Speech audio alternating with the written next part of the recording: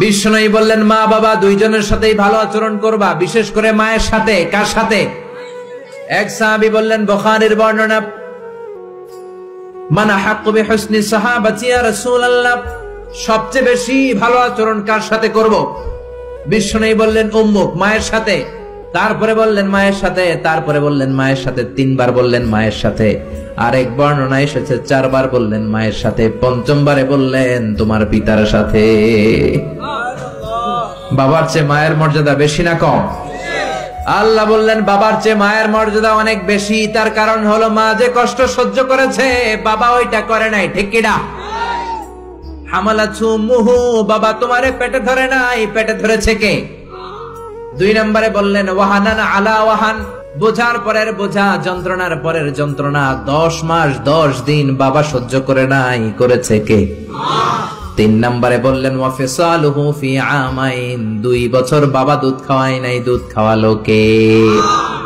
2 বছর আপনি দুধ খাইছেন, তার মানে কত লিটার দুধ আপনি খেয়েছেন, কত গ্যালন, কত গ্লাস দুধ আপনি খেয়েছেন, কোনো হিসাব আছে? বিশ্বনবী ধমক দিয়ে বললেন লাউ কাতাআতা জিলদাক, জিলদ মানে কি? চামড়া। লাউ কাতাআতা জিলদাক, তোমার চামড়াগুলো কেটে রোদে শুকিয়ে যদি মায়ের পায়ের 2টা জুতা বানিয়ে দাও, ওই যে ছোট্টবেলায় 1 ঢোক দুধ তুমি খেয়েছিলা, ওই একটা ঢোক দুধের শোধ আদায় হবে নাকি?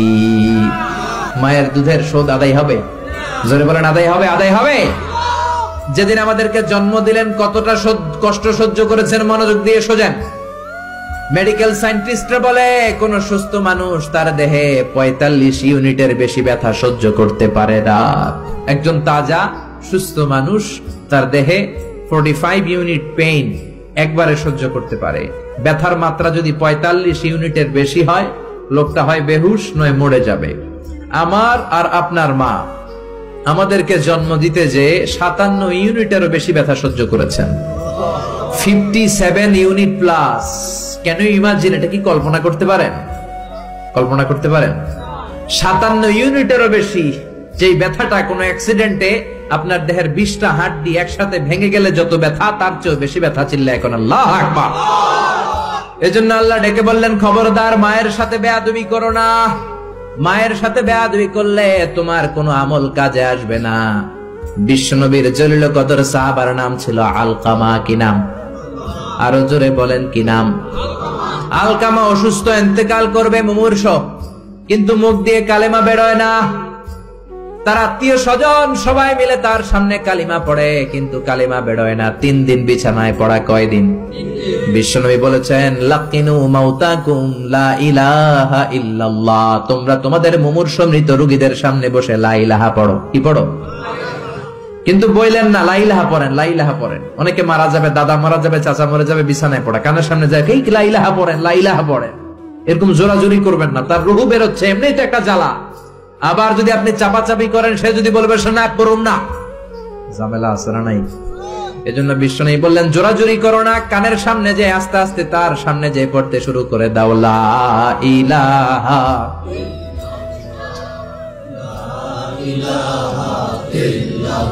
লা ইলাহা ইল্লাল্লাহু মুহাম্মাদুর রাসূলুল্লাহ। লাকিনু মাউতাকুম লা ইলাহা ইল্লাল্লাহ, তোমাদের মৃতদের সামনে যে, মুমূর্ষদের সামনে যে কালিমার তালকিন দাও। আলকামা নামক সাহাবীর মুখ দিয়ে কালিমা বেরোয় না। বিশ্বনবী বেলালকে আর সুহাইবকে, 2 সাহাবীরে পাঠালেন, যাও কালিমার তালকিন দাও। বেলাল যে তালকিন দেয় তারপরেও বেরোয় না, জিহ্বায় আটকে যায়। বিশ্বনবী আলকামার বিবিরে ডেকে পাঠালেন। আলকামার বিবি আসার পরে বিশ্বনবী বললেন ও আলকামার বিবি, আলকামা কেমন ছিল? বিবি বলে নামাজি ছিল, অনেক দানশীল ছিল, কোনো খারাপ আমল ছিল না।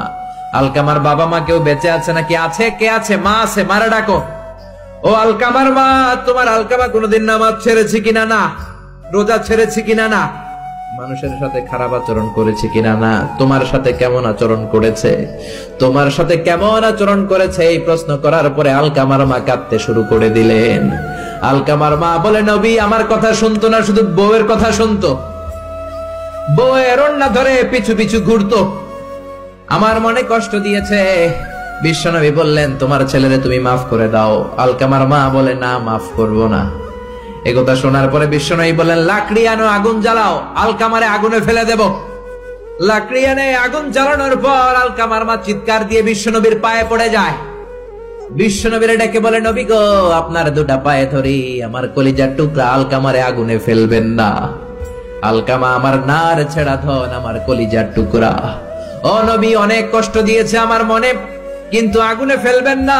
আগুনে ফেলার জন্য ওরে আমি পেটে ধরি নাই, আগুনে ফালানোর জন্য ওরে আমি মানুষ করি নাই। ও নবী, আমার আলকামারে আগুনে পড়বেন না। জান জান, আমি আমার আলকামারে মাফ করে দিলাম। বিশ্বনবীর সামনে দাঁড়িয়ে আলকামার মা যখন মাফ করে দেওয়ার ঘোষণা দিল, বিশ্বনবী সাক্ষী, সাহাবীরা সাক্ষী, আলকামা চিৎকার করে পড়তে শুরু করলো, লা ইলাহা ইল্লাল্লাহু মুহাম্মাদুর রাসূলুল্লাহ সাল্লাল্লাহু আলাইহি ওয়াসাল্লাম। কালিমা পড়ে শেষ নিঃশ্বাস ত্যাগ করেছে। চিল্লায় কোন আল্লাহু আকবার।